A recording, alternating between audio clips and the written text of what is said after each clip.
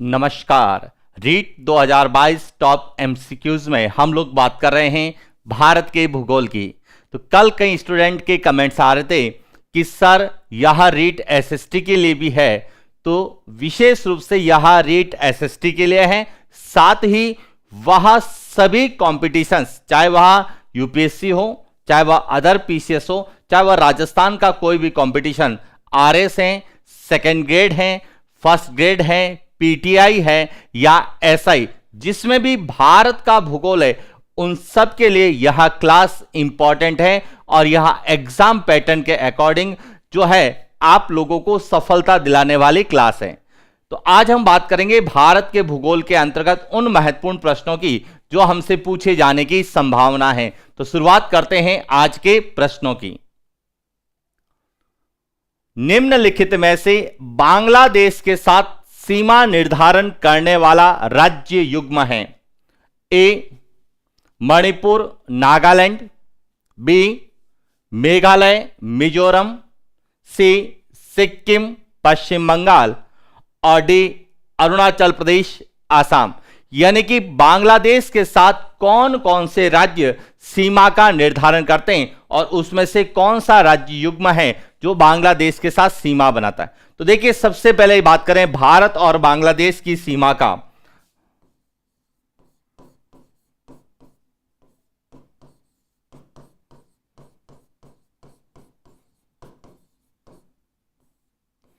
भारत और बांग्लादेश के मध्य जो सीमा है इसे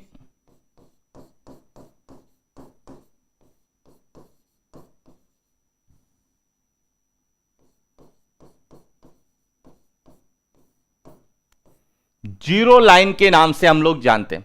देखिए, जब भारत आजाद हुआ था 15 अगस्त 1947 को, तो उस समय जो बांग्लादेश है यह पूर्वी पाकिस्तान के नाम से जाना जाता था। उस समय जो है भारत और पूर्वी पाकिस्तान के बीच में जो सीमा थी वह रेड क्लिफ रेखा कहलाती थी। लेकिन जब 1971 में शिमला समझौते के तहत जो है बांग्लादेश एक नया देश बना, तो उसके बाद इसे हम जीरो लाइन के नाम से हम लोग जानते हैं। और बांग्लादेश भारत के साथ सर्वाधिक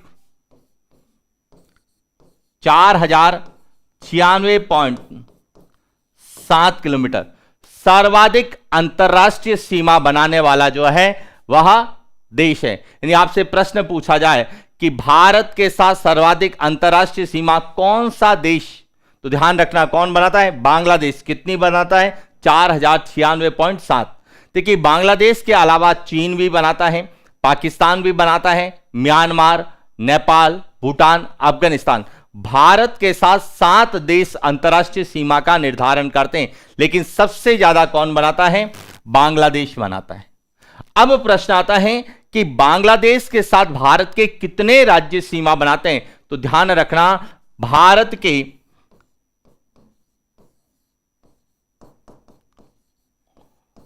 5 राज्य बांग्लादेश के साथ सीमा का निर्धारण करते हैं।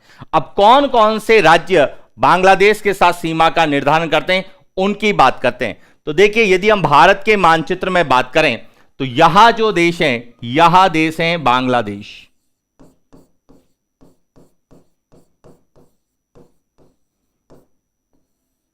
और बांग्लादेश के साथ सीमा बनाने वाले राज्यों में एक राज्य है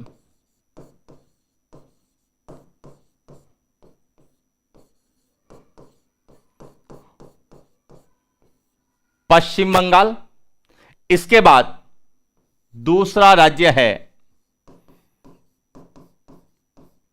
असम, जिसे आसोम के नाम से भी जानते हैं।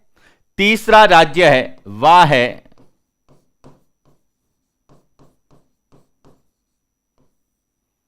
मेघालय। चौथा राज्य है वह है त्रिपुरा और 5वां राज्य है वह है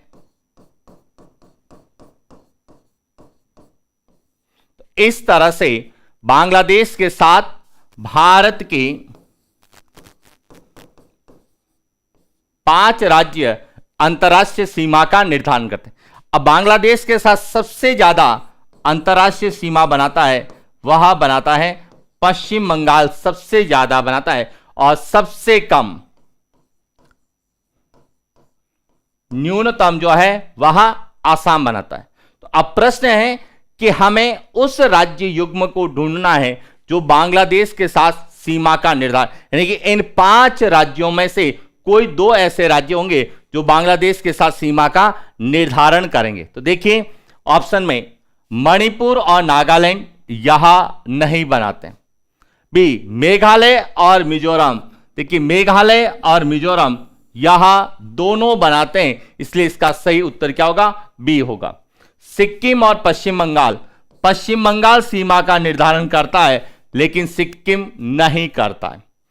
असम बांग्लादेश के साथ सीमा बनाता है लेकिन अरुणाचल प्रदेश नहीं बनाता है, और मणिपुर और नागालैंड दोनों ही नहीं बनाते हैं, इसीलिए इसका सही उत्तर क्या होगा? बी होगा, यानी कि मेघालय और मिजोरम यहां बांग्लादेश के साथ सीमा बनाते हैं। इनके अलावा पश्चिम बंगाल सबसे ज्यादा बनाता है, उसके बाद आसाम जो कि सबसे कम बनाता है, और तीसरा है त्रिपुरा। तो टोटल 5 राज्य जो है वह बांग्लादेश के साथ अंतरराष्ट्रीय सीमा का निर्धारण करते हैं, और बांग्लादेश भारत के साथ सबसे ज्यादा अंतरराष्ट्रीय सीमा बनाने वाला देश है। और बांग्लादेश के बाद दूसरा है चीन, उसके बाद पाकिस्तान, नेपाल, म्यांमार, भूटान और अफगानिस्तान। अफगानिस्तान सबसे कम अंतरराष्ट्रीय सीमा भारत के साथ बनाता है। क्लियर? बात करते हैं अगले प्रश्न की। निम्नलिखित में से सर्वाधिक न्यूनतम तटीय सीमा निर्धारण वाला राज्य युग्म है। ए गुजरात आंध्र प्रदेश, बी गुजरात गोवा, सी केरल पश्चिम बंगाल, डी ओडिशा तमिलनाडु। देखिए सबसे पहले बात करते हैं तटीय सीमा की। तटीय सीमा का मतलब है वह सीमा जो किसके साथ लगती है? समुद्र के साथ लगती है। यह ध्यान रखना, किसके साथ लगती है? समुद्र के साथ जो सीमा लगती है उसे हम क्या बोलते हैं? तटीय सीमा। अब भारत की कुल तटीय सीमा की बात करें तो भारत की कुल तटीय सीमा है 7516.5 किलोमीटर, जिसमें मुख्य भूमि की तटीय सीमा और अंडमान निकोबार और लक्षद्वीप की तटीय सीमा भी शामिल है। लेकिन यदि मुख्य भूमि की पूछी जाए तो 6100 किलोमीटर यानी कि 6100 किलोमीटर जो है मुख्य भूमि की तटीय सीमा है। और इस मुख्य भूमि की तटीय सीमा पर भारत के कितने राज्य हैं? तो भारत के 9 राज्य, 9 राज्य जो है तटीय सीमा बनाते हैं। पूछा जा सकता है कि भारत के कितने राज्य तटीय सीमा का निर्धारण करते हैं? तो 9 राज्य तटीय सीमा का निर्धारण करते हैं। अब वहां 9 राज्य कौन कौन से, पहले तो वह भी पता होना चाहिए, साथ में सबसे ज्यादा और सबसे कम कौन बनाता है वह भी पता होना चाहिए। तो हम बात करते हैं भारत के तटीय राज्यों की। तो देखिए भारत के तटीय राज्यों की बात करें तो यहां जो आपको ब्लू कलर की दिख रही होगी यहां भारत की तटीय सीमा है। और तटीय सीमा पर राज्यों की बात करें तो एक एक राज्य पर हम फोकस डालते हैं। सबसे पहले यहां से शुरू करते हैं, यह है गुजरात, उसके बाद है महाराष्ट्र, तीसरा है गोवा, उसके बाद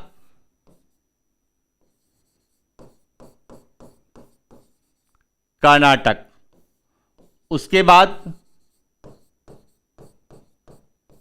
केरल। यहां सब पश्चिमी तट पर है। पूर्वी तट पर बात करें तो यहां है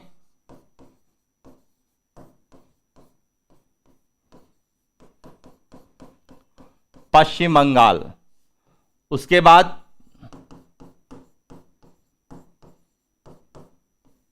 ओडिशा, उसके बाद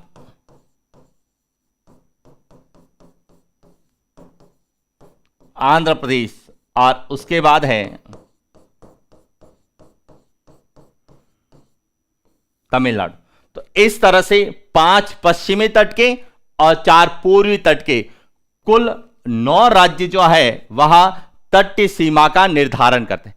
अब प्रश्न है कि सबसे ज्यादा, तो ध्यान रखना सर्वाधिक तटीय सीमा बनाने वाला राज्य कौन सा है? गुजरात है। अब गुजरात सबसे ज्यादा तटीय सीमा क्यों बनाता है? इसका कारण है कि गुजरात की तट रेखा सर्वाधिक कटी फटी है और जिस राज्य की तट रेखा ज्यादा कटी फटी होगी उसकी लंबाई ज्यादा होगी, इसलिए गुजरात सबसे ज्यादा तटीय सीमा बनाने वाला राज्य है भारत का। और सबसे कम कौन सा है? तो वह है गोवा। न्यूनतम जो है तटीय सीमा बनाने वाला राज्य कौन सा है? गोवा। और गोवा के बारे में आप लोग जानते हैं क्षेत्रफल की दृष्टि से भी बहुत छोटा है, इसलिए इसकी तटीय सीमा भी सबसे कम है। तो गुजरात सर्वाधिक बनाता है और गोवा न्यूनतम बनाता है। और कुल कितने राज्य हैं? 9 राज्य बनाते हैं, जिसमें से 5 राज्य पश्चिमी तट की सीमा का निर्धारण करते हैं और 4 राज्य जो है पूर्वी तट की सीमा का, यानी कि 5 राज्यों की सीमा अरब सागर से लगती है और 4 राज्यों की सीमा बंगाल की खाड़ी से लगती है। तो बात करते हैं प्रश्न पर। निम्नलिखित में से सर्वाधिक और न्यूनतम, सर्वाधिक कौन बनाता है? गुजरात। और न्यूनतम कौन बनाएगा? गोवा। तो इसका सही उत्तर है वह है बी। अब देखिए गुजरात के बाद दूसरा सबसे ज्यादा कौन बनाता है? तो आंध्र प्रदेश जो है दूसरा राज्य है जो सर्वाधिक तटीय सीमा का निर्धारण करता है। यदि आपसे दूसरा पूछा जाए तो दूसरा है वो आंध्र प्रदेश है और पहला पूछा जाएगा तो वह गुजरात है और सबसे कम पूछा जाए तो वह कौन सा है? गोवा। अब इसमें प्रश्न दूसरा एक जो सबसे इंपॉर्टेंट बनता है वह भी पूछा जा सकता है कि निम्न में से बंगाल की खाड़ी के साथ सीमा का निर्धारण करने वाले राज्य कौन से हैं? यानी कि तटीय सीमा जिनकी बंगाल की खाड़ी से लगती है।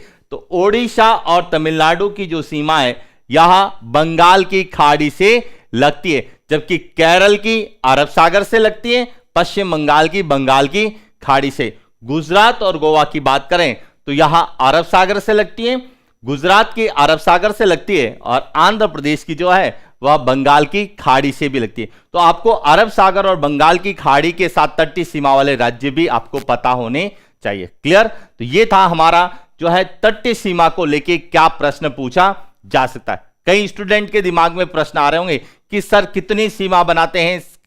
तो ध्यान रखना हमारी जो एग्जाम पैटर्न में आंकड़ों को ज्यादा महत्व नहीं दिया जाता है, इसलिए हमें सर्वाधिक और न्यूनतम राज्यों के नाम पता होने चाहिए और वह किसके साथ बनाते हैं उन पर आपको जो है जानकारी होनी चाहिए। कितनी, यह भूगोल के विषय के प्रश्नों की प्रकृति नहीं है। और वैसे हम भूगोल के विषय के प्रश्नों की प्रकृति के बारे में एक स्पेशल वीडियो में बात करेंगे कि किस तरह से भूगोल के प्रश्न बनाए जाते हैं और भूगोल के प्रश्न में कौन कौन से तथ्यों को ज्यादा महत्व दिया जाता है, यानी कौन से तथ्य हमें पूछे जाते हैं और कैसे पूछे जाते हैं, उन पर हम एक अलग जो है एक मोटिवेशनल वीडियो, एक रणनीति की वीडियो के अंतर्गत आपसे बात करेंगे कि किस तरह से भूगोल के प्रश्नों को तैयार किया जाता है और किस तरह से भूगोल के प्रश्नों की प्रकृति होती है। बात करते हैं अगले प्रश्न की। निम्नलिखित में से मेक मोहन रेखा किन 2 देशों के मध्य स्थित है? ए भारत पाकिस्तान, बी भारत चीन, सी भारत अफगानिस्तान, डी भारत श्रीलंका। देखिए मेक मोहन रेखा, सबसे पहले तो आपको यह पता होना चाहिए मेक मोहन रेखा क्या है। तो 1914 में एक व्यक्ति हुए थे सर हेनरी मेक मोहन।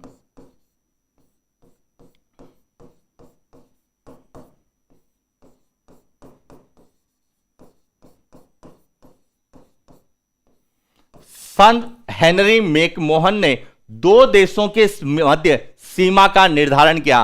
किसके मध्य सीमा का निर्धारण किया? भारत और चीन। और भारत और चीन के मध्य जो सीमा है वह सीमा क्या कहलाती है? मैकमोहन रेखा कहलाती है। तो इसका सही उत्तर क्या है? बी भारत और चीन। लेकिन हम बात करते हैं कि भारत जो है वह 7 देशों के साथ अंतरराष्ट्रीय सीमा का निर्धारण करता है। तो वह कौन से देश हैं और उस सीमा को किस नाम से जाना जाता है उस पर भी हम लोग बात करते हैं। तो देखिए भारत के मानचित्र में यहां आपको भारत का मानचित्र नजर आ रहा होगा, और भारत के मानचित्र में जिस जिसके साथ सीमा लगती है, यहां जो सीमा है यहां पाकिस्तान के साथ लगती है, और इस सीमा को कहा जाता है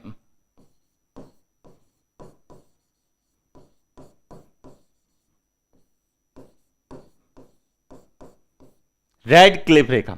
और इसका निर्धारण 1947 में सर सिरिल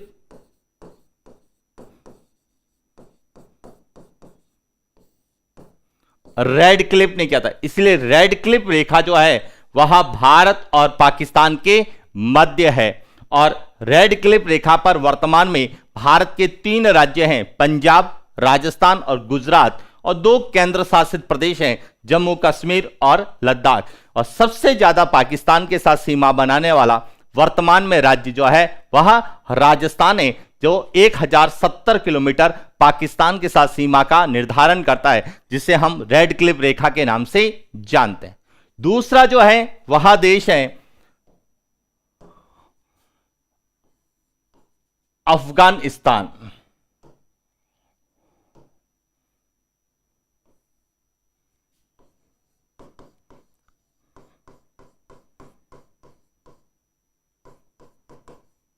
अफगानिस्तान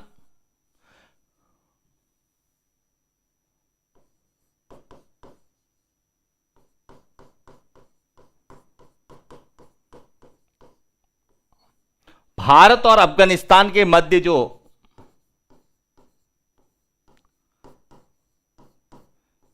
डूरंड रेखा कहलाती है, और इसका निर्धारण 1896 में एक व्यक्ति हुए थे, सर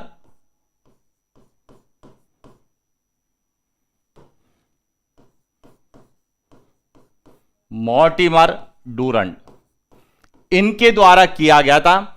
और वर्तमान में यह जो सीमा है वह पाकिस्तान और अफगानिस्तान के मध्य ज्यादा है। भारत के केवल लद्दाख का वह भाग जो पीओके पाक अधिकृत कश्मीर है, वह भाग अफगानिस्तान के साथ सीमा बनाता है। इसका मतलब प्रत्यक्ष रूप से भारत की सीमा अफगानिस्तान के साथ नहीं लगती है, लेकिन पीओके जो पाक अधिकृत कश्मीर है उसका भाग जो है वह अफगानिस्तान के साथ सीमा का निर्धारण करता है, जिसे हम डूरंड रेखा के नाम से जानते हैं। और इसका निर्धारण 1896 में सर मॉर्टिमर डूरंड नामक व्यक्ति के द्वारा किया गया, इसीलिए हम डूरंड रेखा के नाम से जानते हैं।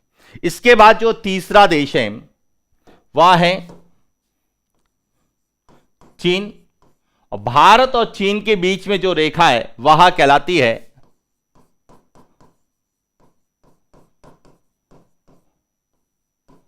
जिसके बारे में हम चर्चा कर चुके हैं, मैक-मोहन रेखा। इसके अलावा भारत की जो सीमा है वह नेपाल के साथ लगती है, भूटान के साथ लगती है,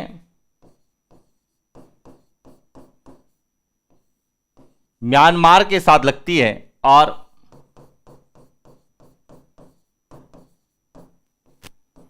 बांग्लादेश के साथ लगती है। इस तरह से देखा जाए 1 2 3 4 5 6 और 7 देशों के साथ अंतरराष्ट्रीय सीमा का निर्धारण करता है। लेकिन यदि हम बात करें भारत और श्रीलंका, भारत और श्रीलंका को अलग करने वाली जो जल संधि है, इस जल संधि को कहा जाता है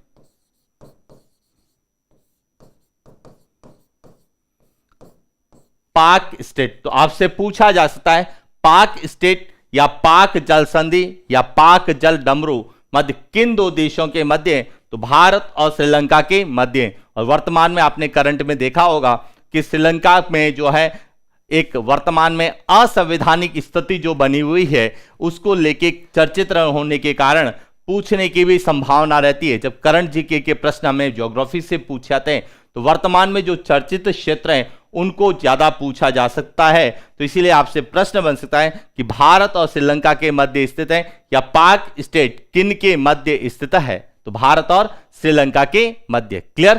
तो ये था हमारे भारत की सीमाओं को लेके जो प्रश्न पूछे जाते हैं। बात करते हैं अगले प्रश्न की। निम्नलिखित में से म्यांमार के साथ सीमा का निर्धारण नहीं करता है। ए नागालैंड, बी असम, सी मणिपुर, डी मिजोरम। देखिए भारत और म्यांमार, तो यहां है भारत और यहां पर है म्यांमार। भारत और म्यांमार के बीच में 1643 किलोमीटर जो है अंतर्राष्ट्रीय सीमा है और भारत के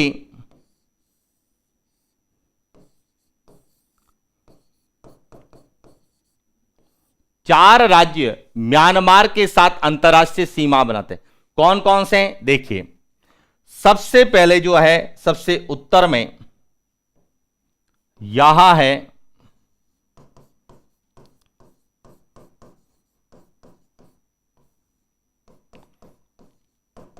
अरुणाचल प्रदेश। इसके बाद दूसरा जो है वह है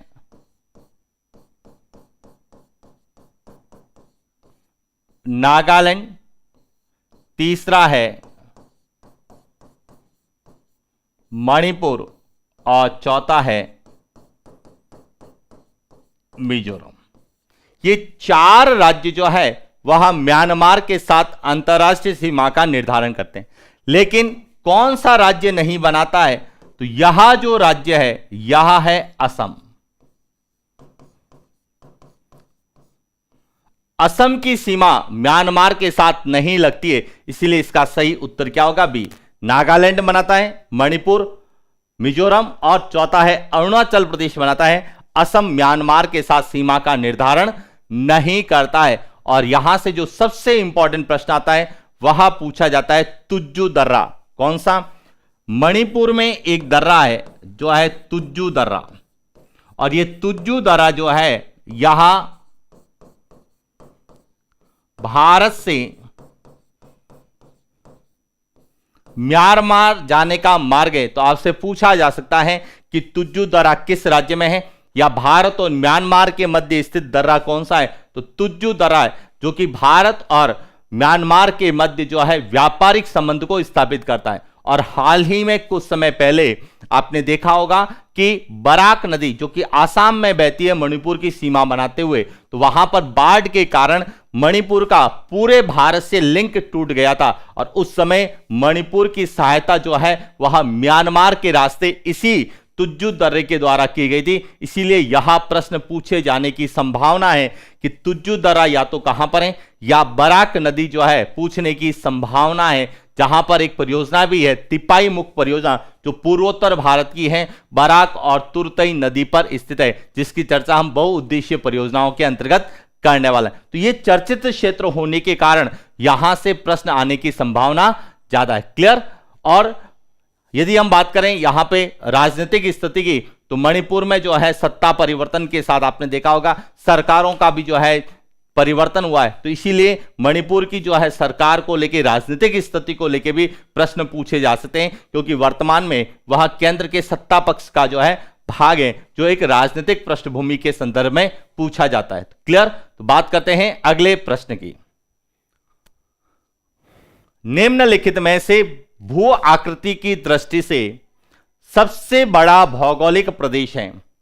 ए पर्वतीय प्रदेश, बी पहाड़ी प्रदेश, सी मैदानी प्रदेश और डी पठारी प्रदेश। देखिए यदि हम बात करें भारत की,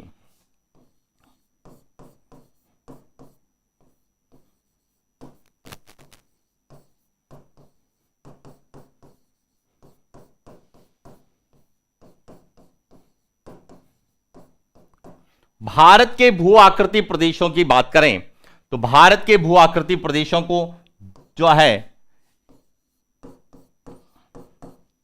उत्तरी,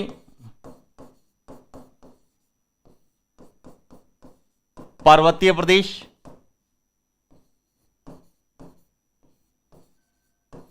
उत्तर के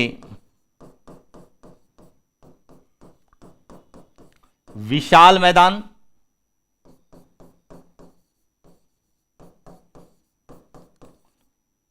प्रायद्वीपीय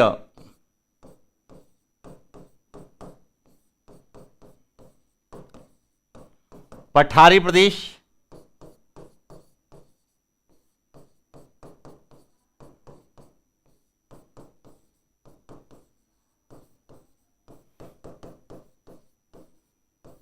तटीय मैदान द्वीप समूह में विभाजित किया गया। इसमें उत्तर के विशाल मैदान के दो भाग हैं, एक मैदानी भाग है और एक भारतीय मरुस्थल है। कुछ किताबें तटीय मैदान और द्वीप समूह को अलग अलग भी लिखती है, लेकिन मुख्य रूप से बात करें तो भारत को 4 भू आकृति प्रदेशों में विभाजित किया गया है। कुछ 5 किताब लिखती है, कुछ 6 भी लिखती है, लेकिन हमें मुख्य रूप से उत्तर का पर्वतीय प्रदेश, उत्तर का विशाल मैदान, प्रायद्वीपीय पठारी प्रदेश, तटीय मैदान और द्वीप समूह, इन सब में बात करें तो क्षेत्रफल की दृष्टि से सबसे बड़ा जो भू आकृति प्रदेश है वह कौन सा है? तो देखिए, यदि हम भारत के मानचित्र की बात करें तो भारत के मानचित्र में जो पर्वतीय क्षेत्र है, जिसे हम उत्तर का उत्तरी पर्वतीय प्रदेश के नाम से जानते हैं, इस तरह से यह पूरा विस्तृत है। यहां 11% है। कितना है? 11। जो पहाड़ी क्षेत्र है वह 18% है, जो पठारी क्षेत्र है वह 28% है, और जो मैदानी क्षेत्र है वह कितना है? 43% है, जिसमें उत्तर का विशाल मैदान और तटीय मैदान यानी मैदानी भाग सभी इसमें शामिल है। इसलिए भारत में सबसे बड़ा जो है भू आकृति प्रदेश कौन सा है? मैदानी प्रदेश है, यह ध्यान रखना। और मैदानी प्रदेश में सबसे ज्यादा जो मिट्टी पाई जाती है वह पाई जाती है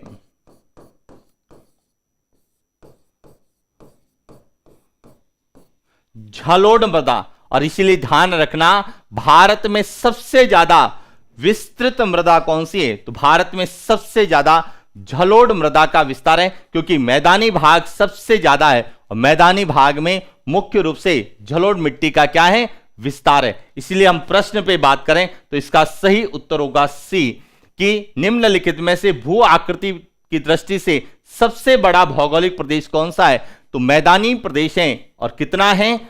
43% है, सबसे ज्यादा है। और मैदानी प्रदेशों में सबसे ज्यादा किस मिट्टी का विस्तार है? तो वह जलोढ़ मिट्टी का है। तो इसलिए भारत में जब भी प्रश्न आता है तो जलोढ़ मिट्टी को लेकर पूछा जा सकता है कि भारत में सर्वाधिक विस्तृत मृदा कौन सी है? तो याद रखना, जलोढ़ मृदा सर्वाधिक विस्तृत है। क्लियर? बात करते हैं अगले प्रश्न की। निम्नलिखित में से हिमालय का गर्भगृह कहलाता है, या हिमालय का गर्भगृह किसे कहते हैं? ए यूरेशियन प्लेट, बी तैतीस सागर, C Indian plate, D Gondwana land. देखिए, हिमालय का गर्भगृह, हिमालय का गर्भगृह का मतलब है हिमालय की उत्पत्ति।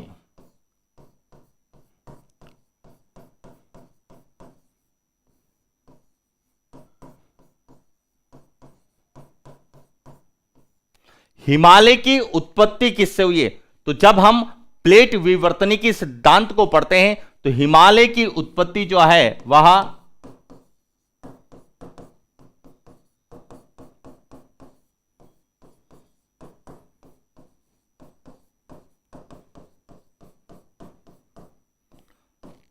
तैतीस सागर की भूसन्नति से मानी जाती है, और इसीलिए तैतीस सागर को ही क्या कहा जाता है?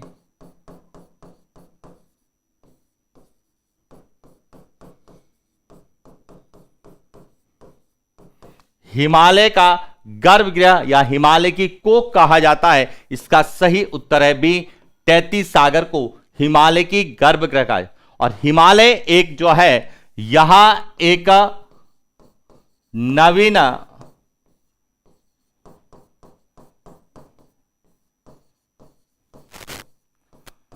वलित पर्वत है। ये ध्यान रखना, हिमालय की जो है उत्पत्ति वह तैतीस सागर की भूसन्नति से हुई है, लेकिन इसमें कौन सी क्रिया हुई है? तो वलन की क्रिया से हुई है। इसलिए हिमालय एक नवीन वलित पर्वत है जिसकी उत्पत्ति जो है टर्सरी काल,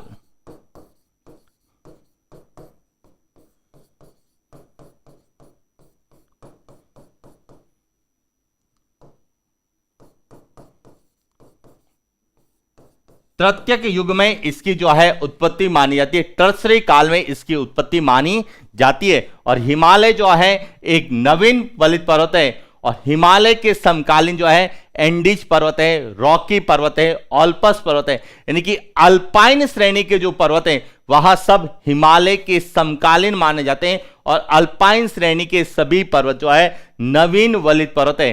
जैसे एशिया में हम बात करते हैं तो हिमालय है, यूरोप में जाते हैं तो ऑल्पस पर्वत है, दक्षिण अफ्रीका में जाते हैं तो एटलस पर्वत है, दक्षिण अमेरिका में एंडीज पर्वत है, और उत्तरी अमेरिका में जो रॉकी पर्वत है यह सभी नवीन वलित पर्वत है।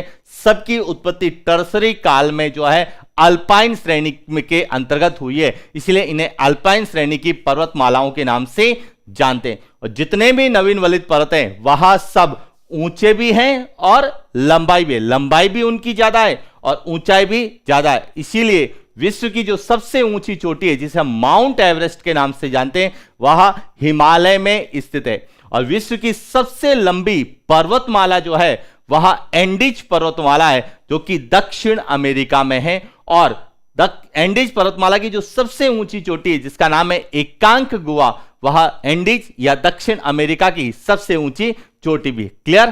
तो बात करते हैं अगले प्रश्न की, और आपको यह समझ में भी आ गया होगा कि हमें यह प्रश्न एनसीईआरटी से डायरेक्ट पूछे जाते हैं कि हिमालय का गर्भगृह क्या किसे कहते हैं। तो ये जितने भी प्रश्न हैं यह वर्तमान की जो हमारी एनसीईआरटी 11-12 की बुक्स हैं उनमें जो शब्द दे रखे हैं उन शब्दों के आधार पर प्रश्नों को जो है मोड़ दिया गया है, यानी कि प्रश्न बनाए गए। क्लियर? बात करते हैं अगले प्रश्न की। निम्नलिखित में से उत्तरी पर्वतीय प्रदेश तथा उत्तर के विशाल मैदान को पृथक करने वाला संक्रमण क्षेत्र है।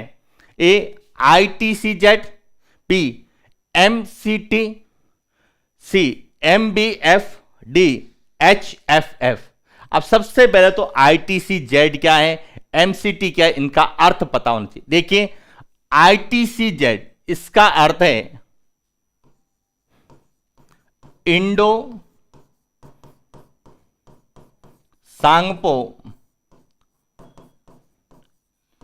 सच्चर जॉन, यहां ITCZ है। MCT यहां man central thrust. MBF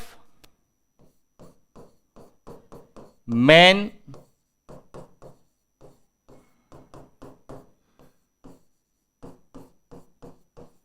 boundary fault. और HFF यहां हिमालयन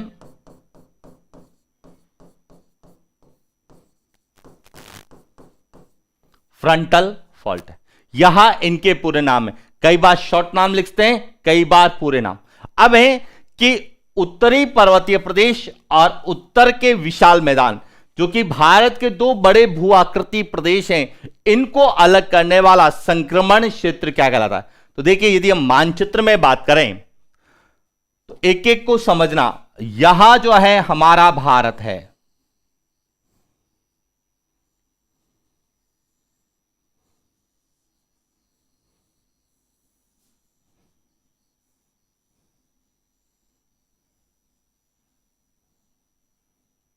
यहां भारत। अब इसमें जो पर्वत भाग है सबसे उत्तर में यहां काराकोरम श्रेणी है, इसके बाद यह लद्दाख श्रेणी है, यह जास्कर है और यह कैलाश। यहां सब पूरा कहलाता है ट्रांस हिमालय। यहां से बहुत बार प्रश्न है, समझना। ट्रांस हिमालय, ट्रांस हिमालय के बाद में यहां पूरा एक क्षेत्र है, पर्वतीय क्षेत्र है।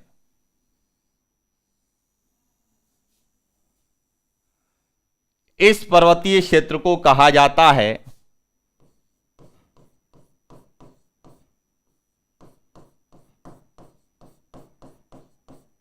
महान हिमालय। अब इन दोनों को अलग करती है वह है ITCZ। यानी कि ट्रांस हिमालय और महान हिमालय को अलग करने वाला संक्रमण क्षेत्र ITCZ, इंडो सांको सच्चर जोन के नाम से हम लोग जानते हैं। महान हिमालय के जो दक्षिण में है, यहां पे पर्वत श्रेणियां हैं,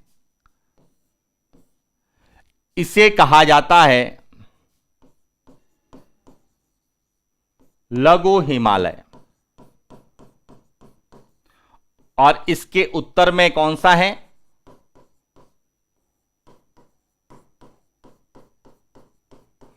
महान हिमालय और लघु हिमालय को जो अलग करता है वह कहलाता है main central thrust, MCT।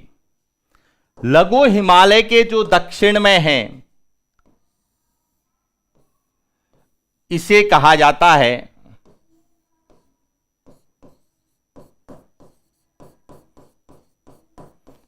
Shivalik या बाह्य हिमालय। और इन दोनों को जो अलग करता है यह कहलाता है मेन बाउंड्री फॉल्ट। इसके बाद इसके दक्षिण में यहां है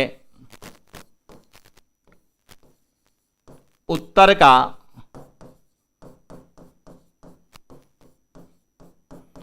विशाल मैदान।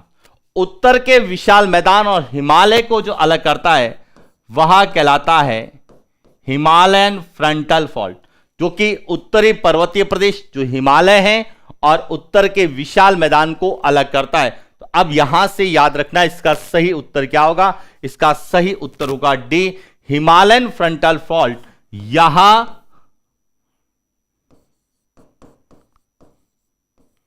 बाह्य हिमालय और उत्तर के विशाल मैदान को अलग करता है। बाह्य हिमालय किसका भाग है?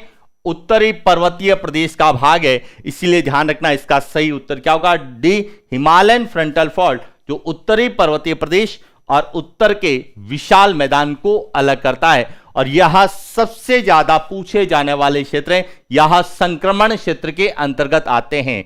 और इसीलिए यहां से कई बार प्रश्न आता है कि पार हिमालय और हिमालय को अलग कौन करता है? तो ध्यान रखना, पार हिमालय का मतलब है ट्रांस हिमालय। यहां जो है, यहां ट्रांस और महान हिमालय को अलग करता है। मेन सेंट्रल थ्रस्ट यहां महान और लघु हिमालय को अलग करता है। और मेन बाउंड्री फॉल्ट यहां लघु और बाह्य हिमालय को करता है। हिमालयन फ्रंटल फॉल्ट यह बाह्य हिमालय यानी कि शिवालिक श्रेणी और उत्तर के विशाल मैदान को अलग करता है। क्लियर?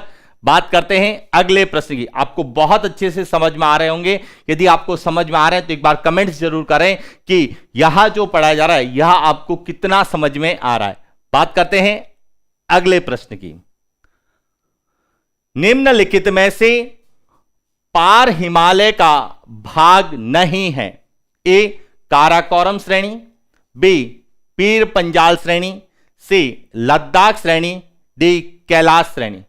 अब देखिए, सबसे पहले तो समझना आपको है कि जो उत्तरी पर्वतीय प्रदेश है,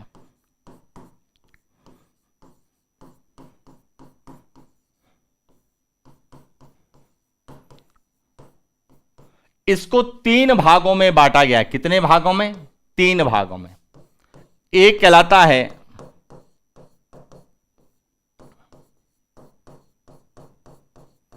ट्रांस हिमालय, उसके बाद है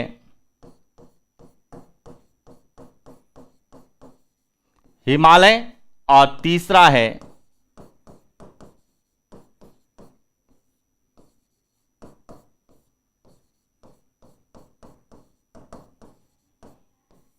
पूर्वांचल की पहाड़ियां। अब जो हिमालय है इसको भी 3 भागों में बांटा गया है, ये ध्यान रखना। एक कहलाता है महान हिमालय, एक लघु हिमालय और एक बाह्य हिमालय। अब प्रश्न पूछ रहा है कि पार हिमालय का भाग नहीं है। पार हिमालय किसे कहते हैं? ट्रांस हिमालय को ही पार हिमालय की संज्ञा दी गई है, ध्यान रखना। तो अब आपको यह पता होना चाहिए कि ट्रांस हिमालय में कौन कौन सी श्रेणियां आती हैं। तो अब देखिए, इसे यदि मानचित्र में बात करें तो जो हमारा जम्मू कश्मीर से लगाकर ब्रह्मपुत्र नदी घाटी तक यहां जो क्षेत्र है, यहां पूरा कहलाता है महान हिमालय। क्या कहलाता है?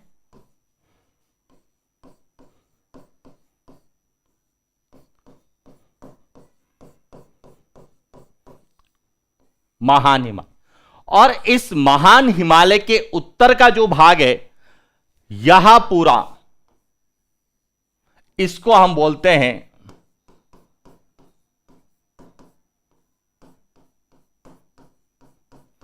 ट्रांस हिमालय या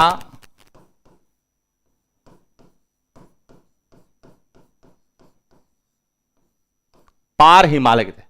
अब ट्रांस हिमालय और पार हिमालय यहां बर्फ से ढका रहता है, इसीलिए इसे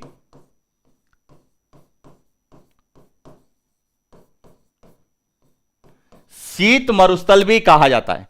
और इसका जो विस्तार है, अधिकांश विस्तार कहां पर है? लद्दाख में है। कहां पर है? लद्दाख में है, यह ध्यान रखना। अब इसमें कौन कौन सी श्रेणी आती है? यहां भी है। तो सबसे उत्तर की जो यहां श्रेणी है, इसे कहा जाता है काराकोरम श्रेणी।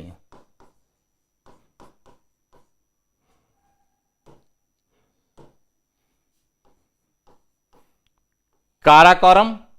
उसके बाद इसके दक्षिण में जो है, यहां कहलाती है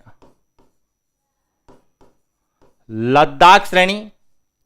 इसके बाद तीसरी जो श्रेणी है, यहां कहलाती है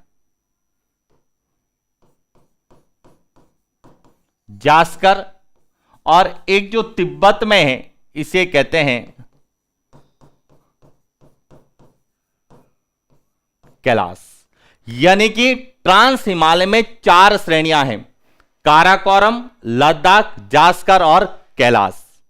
अब इन 4 के अलावा यदि कोई अन्य श्रेणी है तो वहां पार हिमालय का भाग नहीं है। तो देखिए, यदि हम प्रश्न में बात करें तो देखिए, निम्नलिखित में से पार हिमालय का भाग नहीं है। तो काराकोरम श्रेणी पार हिमालय का भाग है, लद्दाख श्रेणी पार हिमालय का है, कैलाश श्रेणी पार हिमालय का है, पीर पंजाल श्रेणी यहां पार हिमालय का भाग नहीं है। तो जो पीर पंजाल श्रेणी है, यहां कहां स्थित है? तो देखिए, पीर पंजाल जो श्रेणी है, यहां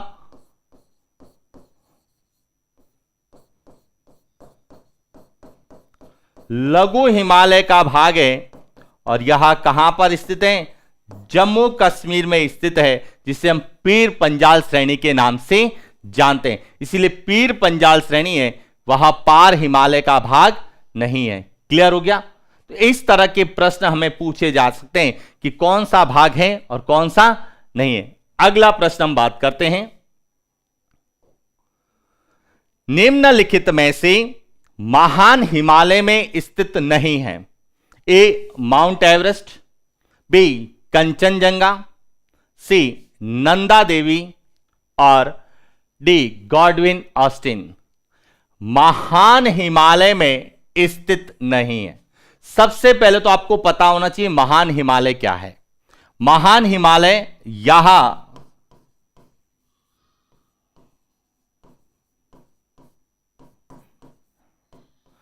जम्मू कश्मीर से लगाकर अरुणाचल प्रदेश,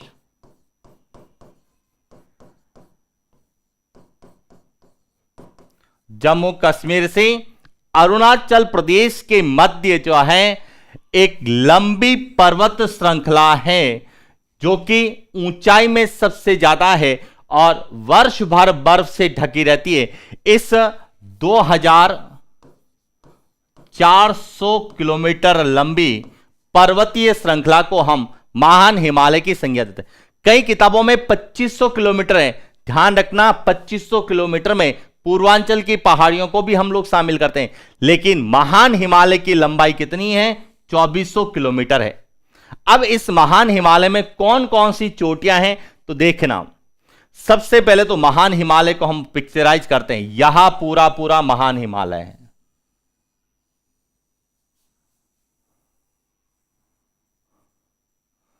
अब देखिए महान हिमालय में यदि बात करें तो सबसे ऊंची चोटी है माउंट एवरेस्ट,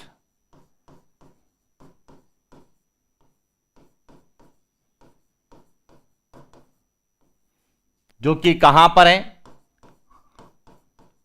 नेपाल में है।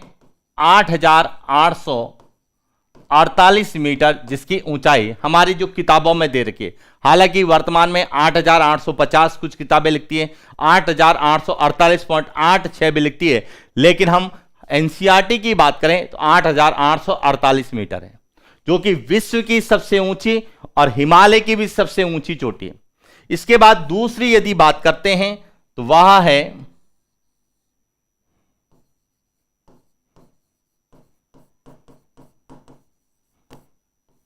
कंचनजंगा। यहां कहां पर है?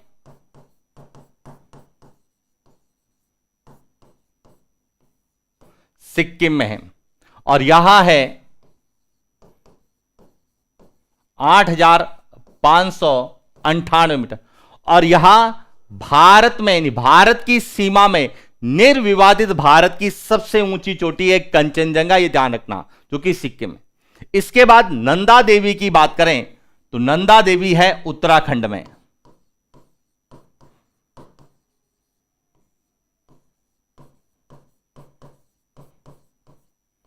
कहां पर है? उत्तराखंड के अंतर्गत है। तो यहां तीनों तो कहां पर स्थित है? महान हिमालय। लेकिन जो गॉडविन ऑस्टिन, जिसे हम K2 के नाम से जानते हैं, यहां जो काराकोरम श्रेणी है, इस काराकोरम श्रेणी में स्थित है। इसे हम कहते हैं K2 या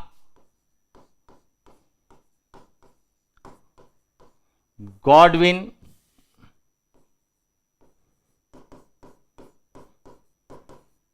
ऑस्टिन।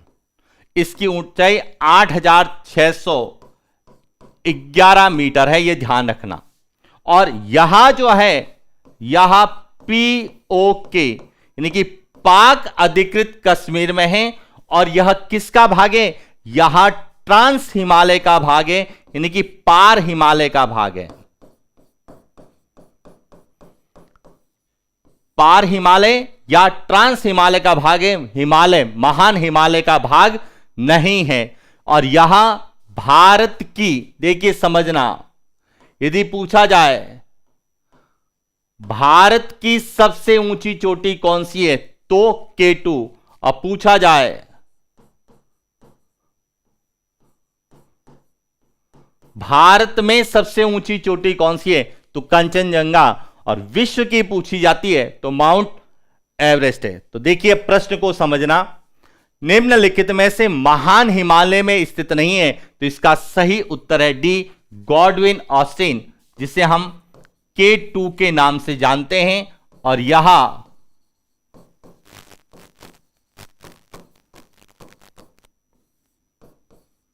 काराकोरम श्रेणी या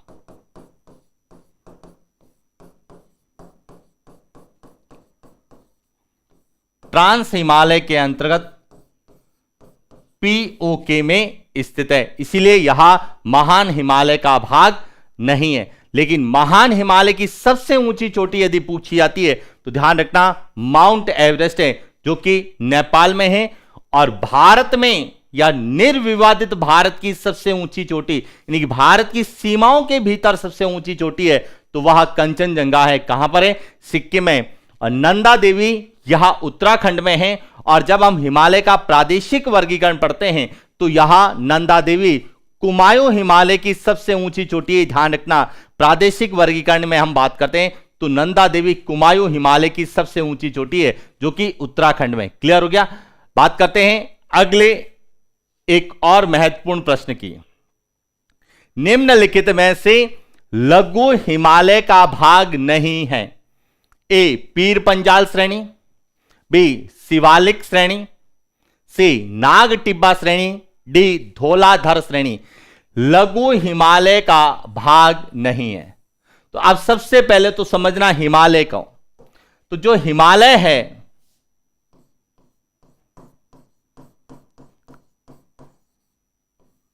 हिमालय को ऊंचाई के आधार पर 3 भागों में बांटा गया है।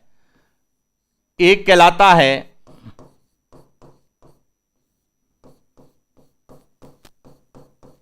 महान हिमालय, दूसरा है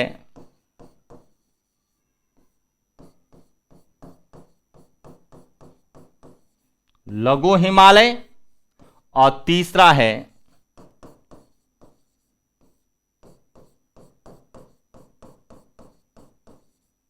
बाह्य हिमालय। यहां ऊंचाई के आधार पर हिमालय को, अब इसमें कौन कौन सी श्रेणियां आती यह भी आपको पता होना चाहिए।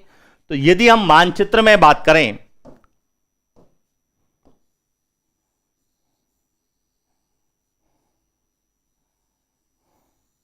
तो यहां जो हमारा भारत है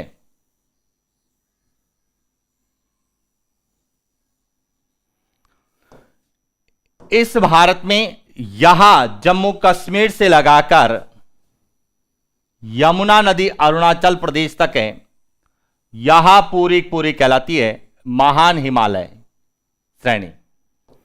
इसके दक्षिण में पीर पंजाल श्रेणी, धौलाधर श्रेणी, नाग टिब्बा श्रेणी, महाभारत श्रेणी, और इसके जो दक्षिण में है इसे हम बाह्य हिमालय या शिवालिक के नाम से जानते हैं।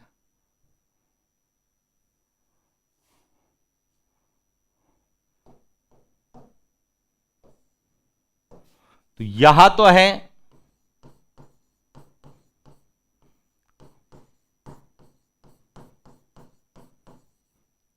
महान हिमालय, यहां पोर्शन है यहां कहलाता है लघु हिमालय, और यहां है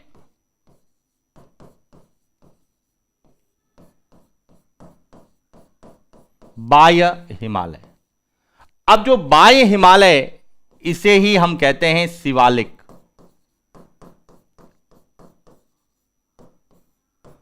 शिवालिक श्रेणी, तो जो शिवालिक श्रेणी है वह लघु हिमालय का भाग नहीं है। शिवालिक श्रेणी बाह्य हिमालय के अंतर्गत आती है। लघु हिमालय में कौन कौन सी आती हैं? पीर पंजाल श्रेणी आती है, दूसरी है धौलाधर श्रेणी आती है, तीसरी है नाग टिब्बा श्रेणी, और चौथी है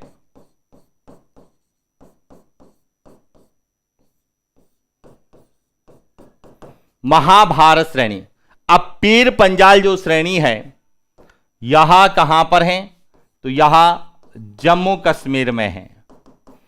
धौलाधर कहां पर है? यहां हिमाचल प्रदेश में है। नाग टिब्बा यहां उत्तराखंड में है, और महाभारत श्रेणी यहां नेपाल में है। यह ध्यान रखना। इसका मतलब है कि जो शिवालिक श्रेणी है यह लघु हिमालय का भाग नहीं है। तो अब प्रश्न में बात करें, निम्नलिखित में से लघु हिमालय का भाग नहीं है। पीर पंजाल श्रेणी है जो कि कहां पर है? जम्मू कश्मीर में है। शिवालिक श्रेणी यह भाग नहीं है क्योंकि यह किसका भाग है? यह बाह्य हिमालय का भाग है। नाग टिब्बा यह उत्तराखंड में है, और धौलाधर यह हिमाचल प्रदेश में। इसलिए इसका सही उत्तर क्या होगा? बी इसका सही उत्तर। यह था आज का हमारा सेशन जिसमें हमने भारत के भूगोल से संबंधित वे प्रश्न जो हमें एग्जाम पॉइंट ऑफ व्यू से पूछे जाते हैं, जो वर्तमान में किसी कारण से चर्चित रहे, तो इसीलिए ध्यान रखना यहां से प्रश्न आने की संभावनाएं ज्यादा है। और मणिपुर से तो ज्यादा पूछी जाती, बाढ़ के कारण। अभी कुछ समय पहले जो है भूस्खलन के कारण चर्चा का विषय रहा, राजनीतिक दृष्टि से भी चर्चा का विषय रहा है। इसीलिए मणिपुर को तो आप बहुत अच्छे से पढ़ के जाना।